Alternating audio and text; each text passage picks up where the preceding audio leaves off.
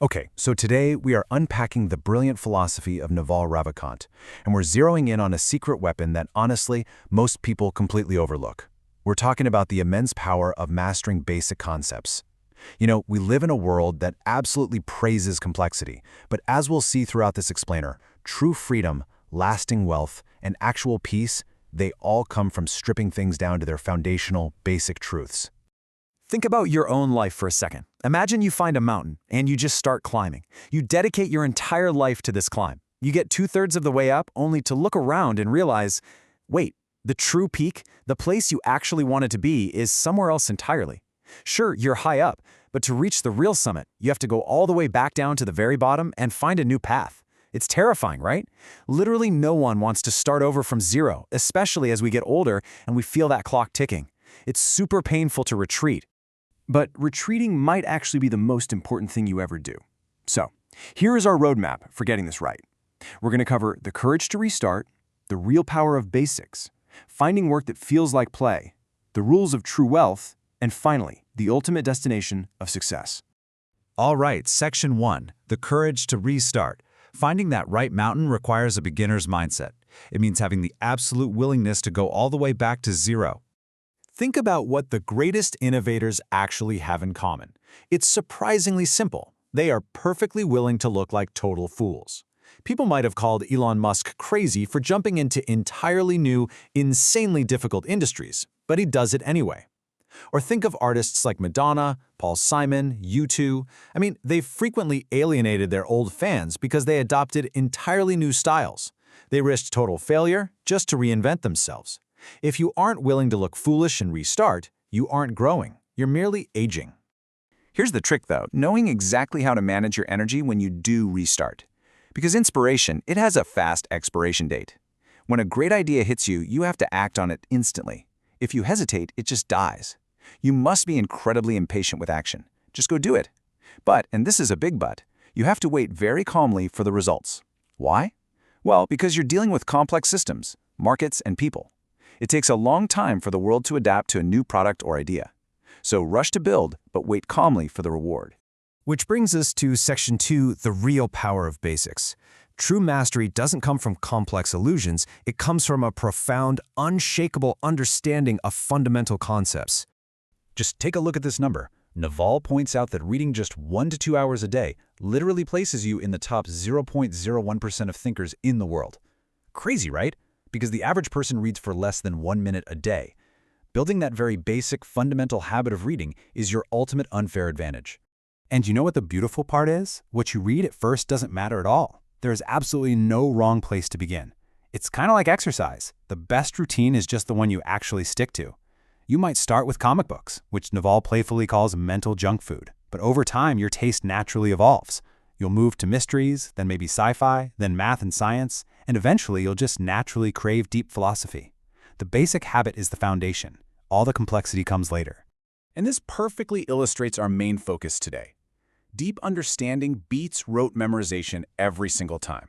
Memorizing advanced rules like calculus? Probably not going to help you in your daily business, but having a rock-solid, deeply intuitive grasp of basic math, like addition, subtraction, basic probability, that will help you figure out the revenue of a digital business or properly weigh the risks of a major life decision. Your foundational knowledge needs to be as strong as a steel frame. Take the legendary physicist Richard Feynman, for example. This is absolutely incredible. He once gave a lecture where he mapped out the entire evolution of mathematics in just 4 pages. He started with literally basic counting on your fingers, moved logically to geometry and trig, then up to graphing, and finally hit calculus. It was this unbroken chain of perfectly understood, perfectly basic logic. He didn't rote memorize anything. If you just memorize, you don't truly understand. You should always be able to rederive your knowledge from the ground up at a moment's notice. Okay, Section 3, work that feels like play. So now that we've mastered those basics, how do we actually apply them out in the real world? This is where mastering your own unique basics allows you to find your specific calling. You have completely unique DNA, a unique upbringing, your own evolutionary path. Bottom line, no one can beat you at being you. It is entirely foolish to blindly copy other people.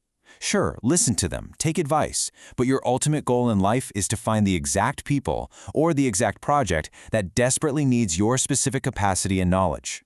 So how do you know when you've actually found it? You use this really simple test. You need to find the thing that feels like play to you, but looks like incredibly hard work to everyone else. This right here is the ultimate competitive advantage, because if you are happily playing at your craft for 16 hours a day and someone else is trying to compete with you by treating it like a grueling chore, they are gonna lose every single time.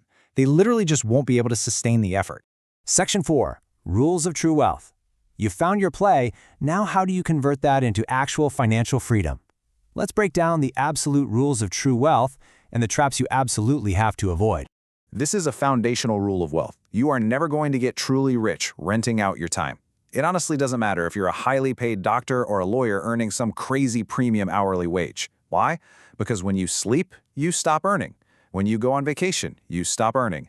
And fundamentally, if you're doing a fixed, repetitive job, you're vulnerable. You can be replaced by someone fresh out of school, by cheaper labor, or eventually, by AI and robots. To build true wealth, you have to shift from being a replaceable worker to being an owner. You need equity. This means owning a piece of a business. If you're a doctor, it means actually owning the clinic so the brand is working for you round the clock. It means investing, building a personal brand, inventing things and holding the patents. The person who is paying your hourly wage is the one taking the risk and holding the brand. They're only ever going to pay you just enough to keep you coming back to work, never enough to make you truly wealthy. And to really own your wealth today, you have to understand the basic concept of leverage. We are in the middle of a massive shift in how the world operates. The older generation, guys like Warren Buffett, built wealth using capital, meaning money, and labor, meaning people. But to use those, you need permission. Someone has to physically give you money, people have to actually agree to work for you. The new wealth, the kind created by people like Bezos, Gates, or top content creators, uses code and media. You literally don't need anyone's permission to write software, record an explainer, or post a video online. It is the great equalizer, available to absolutely anyone with a basic understanding and an internet connection. And that brings us to Section 5, the final destination of success. Because let's be real, wealth isn't the end of the journey. Without the right psychology and mental clarity, all that wealth means very little. To make the kind of brilliant decisions that actually create wealth, you surprisingly need vast amounts of free time. You need 1 to 2 completely clear days a week with 0 scheduled meetings. Why? Because you have to allow yourself to be bored. Stress, constant busyness, just running around all day, that absolutely kills good ideas. Your most foundational, game-changing thoughts are only going to surface when you have the mental space to let them breathe. And as you build this amazing life, you have to be aware of your own desires. There's this profound saying, a happy person wants 10,000 things, a sick person wants just one. Endless desires are the root of so much suffering. Every new thing you want just opens up a brand new pathway to unhappiness. As a focused learner, you have to be incredibly careful. Pick just one primary desire at a time, focus entirely on it, and intentionally let all the rest go. Because ultimately, the true winners in life aren't the ones who run around collecting the most trophies. The ultimate winners are the masters, like Buddha or J. Krishnamurti, who realize that true success comes from stepping completely out of the worldly race. They gained such incredible control over their own basic psychology that they no longer needed anything from anyone else. They just exited the game entirely. Which brings us to our final thought for today's explainer. It's been said that all of humanity's problems stem from our inability to sit quietly in a room alone.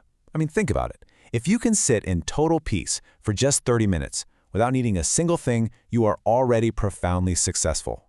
It is the most basic concept of all, yet probably the hardest one to actually master. So I'm going to leave you with this challenge. Find your mountain, master your basics, but above all else, find your peace. Keep exploring and keep learning.